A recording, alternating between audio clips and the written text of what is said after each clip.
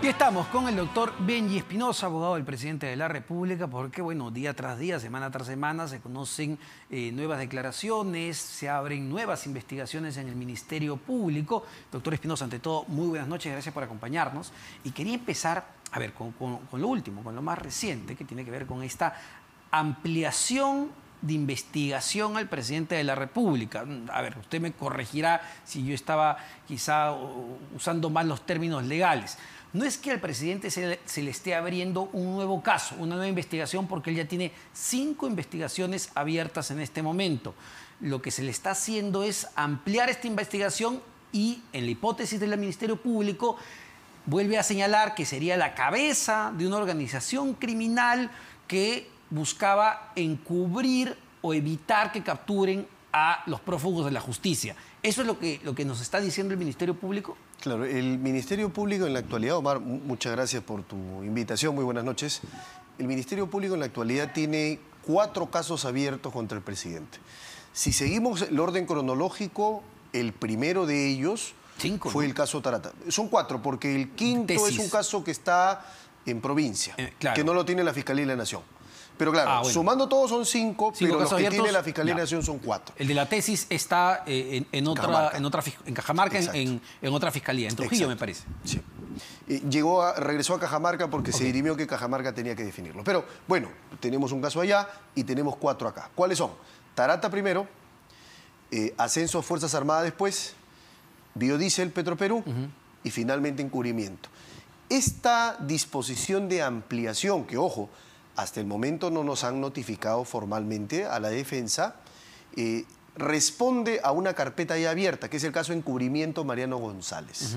Entonces, no es que se cree otra carpeta, es que se añade un delito a una carpeta preexistente, que es el caso de encubrimiento. Es decir, la fiscal dice, bueno, en este caso vamos a investigar si el presidente de la República buscó encubrir justamente a estas personas para que no sean investigadas, Fray Vázquez y Juan Silva, Bruno Pacheco quizá en su momento, pero esto lo ha hecho, dice la fiscalía, como una organización criminal que lideraba el propio presidente. Esa es la hipótesis.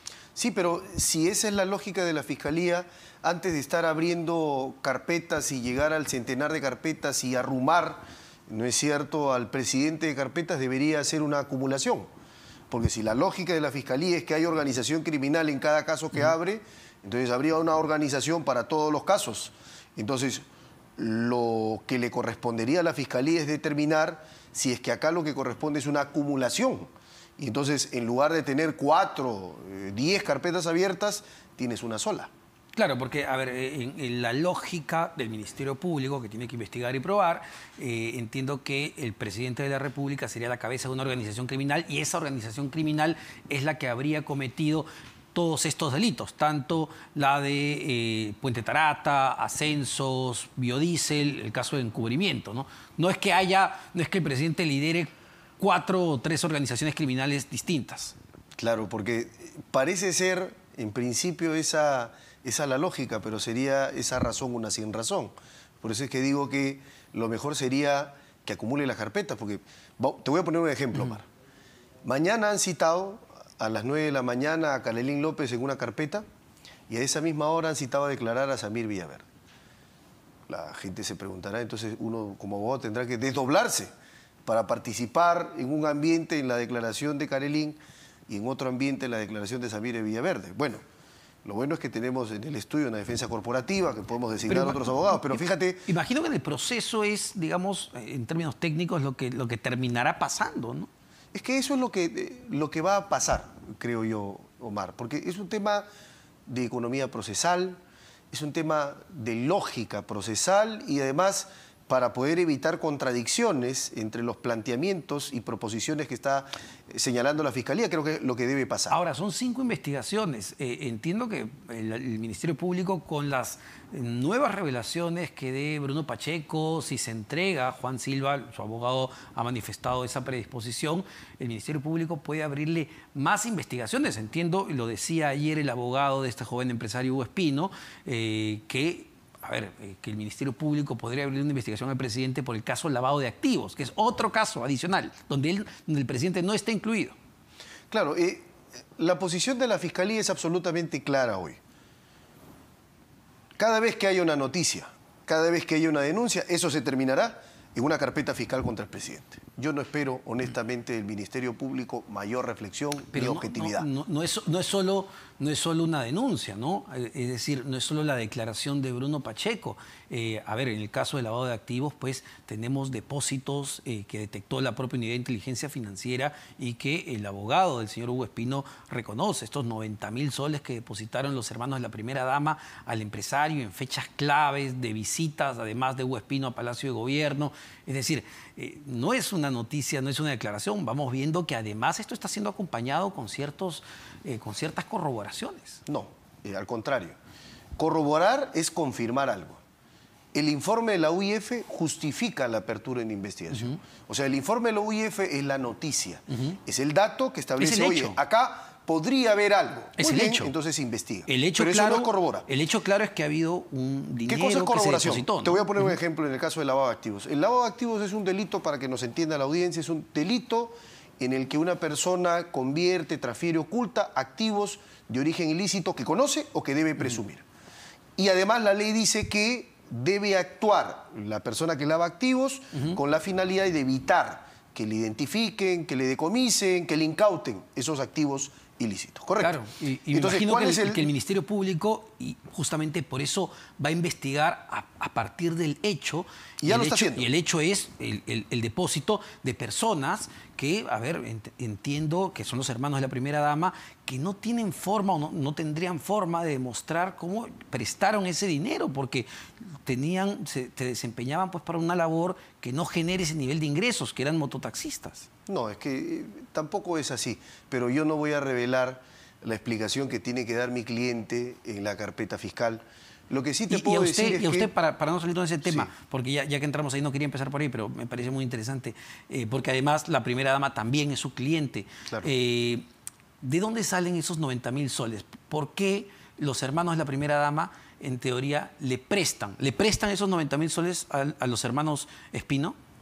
Omar, yo no voy a decir en tu set lo que mi cliente tiene que decir en la investigación reservada. Entenderás que como está próxima la declaración de mi cliente, voy a esperar ese momento y luego poder darte alguna información. Pero no ha mentido el abogado de Hugo Espino, es decir, ¿En qué sentido? porque le pregunto, lo que reconoce el abogado de Hugo Espino es que efectivamente esos 90.000 soles sí se depositaron y que fueron un préstamo. ¿Eso es verdad? Él lo ha reconocido el abogado de Hugo Espino. Bueno, se van a aclarar. Lo que te puedo decir es que no ha habido ningún dinero ilegal producto de alguna actividad criminal, y en las investigaciones de lavado de activos cobra especial relevancia y preponderancia la pericia contable como un acto de investigación que determina si los ingresos y los egresos cuadran, si no hay desproporción y si además el ingreso es producto de una actividad lícita, como se va a demostrar seguramente los en el caso. hermanos de la primera dama tienen forma de demostrar de dónde salieron esos 90.000 soles. Sí, y lo van a determinar a través de su defensa, como corresponde en una investigación, con las diligencias que corresponden. No, yo soy abogado solo del presidente y la primera dama, de nadie más. ¿Y la primera dama tiene cómo demostrar ese depósito o el pago de una deuda que dio justamente en las épocas donde Hugo Espino visitaba Palacio de Gobierno y donde se da todo este proceso de licitación? Justo ella paga, si no me estoy equivocando, una deuda de 26.000 soles. Te aseguro, Omar, que tiene cómo demostrarlo. Se va a presentar la primera dama en su declaración, como lo hizo ya. Recordarás, Omar, cuando se le cita a declarar como testigo. En este mismo caso, ella a la primera fecha acude, pudiendo guardar silencio, declara. Y ahora también va a declarar, va a prestar información y va a aclarar que todas las cuentas están claras y que no hay nada irregular acá. Porque Jennifer Paredes, la otra hermana de la primera dama, la hija de cariño, como dicen ellos, cuando acude a la comisión de fiscalización, no tenía forma de demostrar, en principio, esos pagos que ella dice que le dio de 1.500 soles el empresario Hugo Espino. No tenía forma de demostrar los supuestos informes que ella hizo para esa empresa, porque dice que ella no firmó ninguno. Es decir, no hay demostración detrás, ¿no? No, pero hay que tener cuidado porque, a ver, informalidad no es sinónimo de lavado de activos. O sea, la informalidad es básicamente, como la mayoría de la masa laboral de trabajo peruana. La informalidad significa que haces un trabajo, que te pagan por eso, que el dinero es lícito, pero finalmente, no es cierto, estás en la zona gris de la informalidad. Entonces, Ya, lo que habría que determinar... 90.000 soles, por un depósito de 90.000 soles. No, pero no estamos hablando de eso. Estamos hablando del caso de Jennifer, de los pagos que se hacían. Entonces, lo que habría que preguntar ahí es, oiga usted, ¿por qué no lo declaró? Y si no se declaró, bueno, hay formas de regularizar los pagos. Porque no hay delito tributario, mientras que tú te acerques a la SUNAT, fracciones la deuda y pagues. Tampoco tiene forma de demostrar, porque bueno, los pagos uno puede de 1.500 soles, ok, no declaró, no fue transparente, quizás no es un delito, pero no fue transparente, no giró un recibo por honorarios, pero tendría su trabajo para demostrar que efectivamente ella hizo informes a esa empresa. Pero ella dijo en la Comisión de Fiscalización que no había forma, no tenía ningún documento con su firma. No, pero hay que ver, porque, a ver, la lógica del proceso MAR es que uno... en el Perú existe el sistema de libre valoración de la prueba. Yo puedo probar algo con documento escrito, esa es una forma, o puedo probarlo con declaraciones orales, verbales. Vale tanto el papel como vale tanto la declaración, siempre que sea coherente, siempre que sea verosímil, siempre que sea creíble. Entonces, será en la investigación donde Jennifer, y no en el Congreso, donde demuestre que trabajó, que recibió un emolumento por su trabajo y que no ha habido ahí ninguna actividad delictiva. Los hermanos, los otros dos hermanos, los que prestan los 90.000 soles, ¿conocen o no conocen al empresario Hugo Espino y a su hermana, Angie Espino? Sí, yo creo que es una pregunta para que contesten ellos o sus defensas. Como te digo, yo soy abogado del presidente y la primera dama. La primera dama sí conoce a Hugo Espino y a su hermana, Angie Espino. Bueno, conoce al señor Espino, correcto, que es la información que te puedo dar, además que se ha revelado en la investigación, así que no te puedo dar mayores detalles, pero ese dato se ha entregado, correcto. Entonces, ¿desde cuándo lo conoce? No, ese tema, digamos, no lo puedo profundizar porque es un tema que se ha contestado en la carpeta y yo tengo un deber de reserva para con esa investigación abierta. Antes lo tenía porque era abogado de testigo, ahora lo tengo con mayor razón porque mi cliente ahora es investigada. Y, a ver, yo sé que no puede, pero quizá estos detalles sí. ¿Ella dio el aval para este supuesto préstamo de 90.000 soles? Es un asunto que se va a explicar cuando la primera dama sea citada, que prontamente será citada y va a dar todas las explicaciones como está acostumbrada a hacerlo la primera dama. ¿Y usted cree que el presidente de la República sea incluido en esta investigación por lavado de activos? Pero es que de parte de la Fiscalía y la Nación, ¿uno qué cosa espera? Bueno, yo espero que llene al presidente de carpetas, pero también soy muy claro, mi posición es, le abran 4, 5, 10, 100 o 1.000 carpetas, no importa, porque en su momento estoy seguro que el Poder Judicial determinará que al presidente no se le puede investigar y todas las carpetas caerán como un castillo de naipes. Tendrá un efecto dominó. Pero está bien que se investigue, ¿no? Está bien que se investigue porque la idea es conocer justamente todas estas acusaciones que van surgiendo y todas estas preguntas que muchos nos hacemos, ¿no? Solo por el tema del lavado de activos, ¿cómo así terminan depositando 90.000 soles los hermanos de la primera dama y luego estas empresas ganan contratos millonarios con el Estado luego de visitar Palacio de Gobierno? Es decir, hay una serie de sucesos que van ocurriendo que sí pues nos llevan a hacernos muchas preguntas. Entonces, eso se tiene que investigar. Esos sucesos llevan a preguntas que merecen explicaciones y que tienen que hacerse en investigaciones, por supuesto. Pues está bien que se investigue a la familia del presidente, pero el presidente tiene una coraza que yo he explicado muchas veces a partir de lo que establece la Constitución. Pero acá hay que ser claros. Yo no me pongo a la investigación de los demás. Tiene que hacerse, se determinará que no hay delito y en su momento el destino de ese caso tendrá que ser el archivo como corresponde. Ahora, en redes veía un video de usted hace algunos años, me parece, donde señalaba lo contrario, que sí se podía investigar al presidente de la República. Sí. ¿Qué pasó? ¿Por qué? ¿Cómo así ha cambiado de parecer?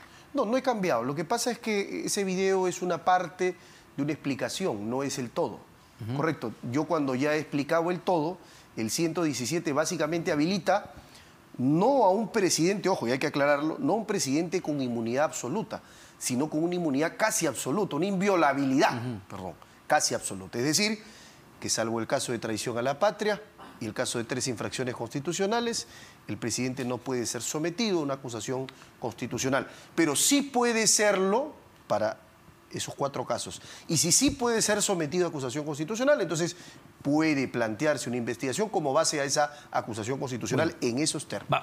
Entiendo que ya hay un proceso legal que usted ha iniciado. En primera instancia, un juez ya le ha dicho que no lo interpreta así, que el presidente sí puede ser investigado. Hemos conversado de eso ya en varias oportunidades, pero quería ir nuevamente a lo último que se reveló. Ayer el dominical Panorama emitió un reportaje sumamente interesante donde se señala, se señala que Bruno Pacheco ha declarado ante el Ministerio Público que él mismo le entregó 30.000 soles al presidente de la República. Él mismo se incrimina y dice que recibió 15.000 soles. ¿Para qué? Para designar a Hugo Chávez en la gerencia general de Petroperú. Antes del fondo del asunto, sí me gustaría que me explique algo. Inmediatamente o a los minutos, el presidente lanza 2 tuits amenazando, no a Bruno Pacheco, amenazando a la producción de Panorama, diciendo que los iba a denunciar. ¿Es, digamos, la nueva estrategia del presidente tratar de amenazar periodistas? No, pero, a ver, vamos a entenderlo desde el punto de vista humano. Como ser humano se siente agraviado, se siente afectado, se siente vejado. Pero yo tengo una línea muy clara, Omar, la tengo con todos los periodistas. Yo creo que en democracia hay que ser tolerantes con las críticas. Y por supuesto que se cometen excesos, pero es buena la autorregulación, pero es bueno también que reflexionen en la prensa respecto a los límites que hay que respetar, que son barreras infranqueables. Pero yo creo que fue un momento duro. Ahora, pero el presidente escuchará mi consejo y mi consejo será que no lo querelle, que probablemente pida disculpas del señor, porque ha cometido el señor Vázquez... Es que el señor Vázquez ha cometido algo que ¿De Marco Vázquez o de Bruno? A quien debería pedir la rectificación es a Bruno Pacheco, pero no a Marco Vázquez, ¿por qué Marco Vázquez no me citó para recoger mis descargos? Omar, tienes muchos años en la prensa y sabes que es básico que si vas a aludir a una persona, o pides el descargo del presidente o pides su defensa. No podrán decir, no es cierto, que no tenían mi número porque lo tienen. Y la pregunta es, ¿por qué muestran una información sesgada a la gente sin mi opinión? Vamos a ¿No vale el descargo? Justamente. Entonces, ese es un punto importante. Después de conversar con usted, vamos a conversar con Marco Vázquez, ya está acá en los estudios, para que nos cuente a ver qué es lo que sucedió. Pero claro, nuevamente, el tema ahí es concretamente, ¿por qué no los descargos? Nuevamente al punto, ¿por qué no decir nada de Bruno Pacheco, que finalmente es quien da la declaración al Ministerio Público? Lo que hace Panorama, lo que hace Marco, como otros periodistas, es difundir la información relevante y de interés público, porque estamos hablando de la primera vez en la historia del Perú que se investiga a un presidente en funciones por supuestos actos de corrupción cometidos en funciones. Claro que le interesa a todo el país. Entonces, ¿por qué el presidente no canaliza su cólera ante los nuevos colaboradores? Porque yo debo decirte algo. Cuando una persona está declarando en un cuaderno reservado de colaboración eficaz, yo como abogado, el presidente como investigado aludido, no podemos participar. Si lo hacemos, violamos la ley. Hay que tener mucho cuidado con eso. En cambio, en los procesos de querella se abre un espacio que se llama la exceptio veritatis, la excepción de la verdad, para que quien afirma algo tiene que probarlo. Pero yo creo que acá es muy importante porque, fíjense, cuando hay desesperación hay que esperar. Y cuando hay muchas pasiones agitadas, lo mejor es mantener la mesura y la calma. Yo voy a conversar con el presidente y le voy a aconsejar, mi consejo será, de que no querelle al señor Vázquez. Hay que tener un margen de tolerancia con la prensa, como te digo. Sí, también es importante que se reflexione sobre los límites que tiene que haber una democracia, porque los derechos no pueden ser papel mojado en tinta. Sí, claro, hay que respetarlos, hay que respetar la presunción de inocencia, hay que tener cuidado con las expresiones y las informaciones. Y usted lo sabe, doctor, está el derecho a la libertad de expresión. Información y expresión son dos libertades distintas. Es importantísimo porque la población necesita saber qué es lo que viene ocurriendo en el gobierno del presidente Pedro Castillo. Y yo considero que Marco Vázquez ni ningún otro periodista de investigación se está inventando absolutamente nada. Lo que tenemos es a varios ya colaboradores eficaces que han decidido contar cómo operaban dentro de este gobierno. Omar, los periodistas no somos culpables ni responsables de eso. Yo no estoy diciendo eso. Lo que te estoy diciendo es que en todo caso, si vamos a sacar una información, saquémosla toda. No por partes, ¿correcto? Si yo quiero ver un cuadro, yo no veo un ángulo. Yo no veo una partecita, yo no veo un mosaico, yo veo todo. ¿Para qué? Para que la opinión juzgue si es que la declaración es creíble, es verosímil, es coherente, no es contradictoria. ¿Cómo lo sé si solo me das partes? Pero, ¿y usted cómo sabe que solo le usted, han dado Omar? una parte? Pero entonces, ¿por qué no se saca toda? Yo pregunto. Porque quizás es la información a la que tuvo acceso en ese momento, pero nuevamente o sea, partecita, no toda. Es tratar de culpar al emisario, no, porque ¿no? Te estoy de lo que viene ocurriendo. Te estoy diciendo, Mar, que mi posición, correcto, mi posición jurídica, que es absolutamente coherente e inalterable en el tiempo, siempre es de respeto a la prensa, pero creo que es importante que la prensa también haga mea culpa, haga reflexiones y pueda entender que la presunción de inocencia es importante, que el honor de las personas vale. No importa si es el presidente o no, es ser humano. Nuestro ordenamiento jurídico dice que es un ordenamiento jurídico antropocéntrico. Sí, claro, o sea, se basa en la persona y su dignidad. En la medida que haya interés público y en la medida que estemos pero hablando interés público no puede ser justificación para violar derechos. El periodismo tiene que pues ir el revelando la información también. No puede ser invocado para violar derechos de ninguna manera. No sé qué de ninguna manera. No sé qué derecho se ha por violado supuesto, porque en este caso. tratas al presidente como culpable cuando no lo es. Pero estamos hablando... No puedes presentar a una persona como culpable cuando recién esté investigada. Pero nadie está investigación no es sinónimo de condena. Lo que se está diciendo claramente es que se le ha abierto una investigación por organización criminal. Lo que se está diciendo es que además, el presidente habría recibido maletas, que no sé qué. Según Bruno Pacheco, que es el que está contando las cosas. ¿Y por qué no se dice, por ejemplo, además fue el número 2? Fue el número 2 de Palacio de Gobierno. Sí, eso no importa, porque lo que importa acá... Sí importa, porque tenían una relación directa con el presidente. Te voy a decir qué cosa importa. Que un periodista diga que cuando una persona se somete a la colaboración eficaz, se está reconociendo como un delincuente. Claro que sí. Para que la audiencia sepa que es la palabra de un delincuente. Claro que sí, y eso lo sabemos. Punto número 2. Eso lo hizo Barata en su momento. No, pero no estamos hablando de Barata, estamos hablando de Pacheco. Y fueron colaboradores eficaces. Y Pacheco también, claro. Él acepta que recibió 15.000 soles. Omar, que es importante, que eso que dice, puede decir le entregué maleta, puede decir vino en avión, puede decir me entrevisté con él, puede decir lo que sea. Porque la palabra aguanta todo, correcto. Lo importante es la prueba. Autónoma, suficiente, que corrobora su dicho. Eso es importante que sepa la gente, porque si no la gente se crea un prejuicio de culpabilidad. Justamente sobre ese punto, ¿no? Justamente sobre ese punto, conversando con algunos penalistas e incluso fiscales, lo que señalan es que para que le hayan cambiado la situación legal a Bruno Pacheco de tener una requisitoria, es decir, de que una vez que lo capturen se vaya a la cárcel con prisión preventiva, a un arresto domiciliario, es porque mínimamente ha tenido que demostrar o corroborar los dichos que tiene o señalar, bueno, sí, tengo esta forma de probar o de corroborar lo que vengo señalando. No, me imagino, no es tan sencillo que solo son los dichos de Bruno Pacheco. Vamos a los hechos y no a los dichos. Tenemos meses con la colaboración de la señora Carelín, semanas con la colaboración del señor Xavier Villaverde, días con la colaboración del señor Pacheco. La pregunta es, ¿qué prueba directa contra el presidente hay? Bueno, pero usted sabe que cuando hay organización criminal no necesariamente necesita una prueba directa. Puede ser una prueba indirecta o indiciaria. Es decir, que le permita a la Fiscalía ir armando todo un proceso y todo un panorama donde diga, bueno, son varios colaboradores, son fechas que se van dando, actores que se van presentando, dinero que se encontró en baño de Palacio de Gobierno, $20.000 que se encontraron ahí. Yo te voy a explicar. Van surgiendo varios indicios, porque claro, usted lo que entiendo quizá pide es el video, la grabación. No, yo no pido eso. Y eso quizá no exista, porque la organización criminal pues no da factura, ¿no? No estoy pidiendo ni factura, ni video, ni mucho menos. Lo que estoy pidiendo es que respetemos la lógica del proceso penal. Acá no hay prueba indiciaria, hay que aclararlo. La prueba indiciaria es el resultado de la actividad probatoria. La actividad probatoria solo se da en juicio, nunca antes. En investigación no hay prueba. En investigación hay elementos de convicción, ¿correcto? Y entonces debo decirte algo más que es muy importante. El indicio es el fruto de datos que se recogen, ¿correcto? Pero para poder establecer indicios es importante que para valorarlos también se analicen los contraindicios. ¿Cómo podríamos analizarlos si, por ejemplo, no conocemos la declaración completa, integral, total del señor Pacheco.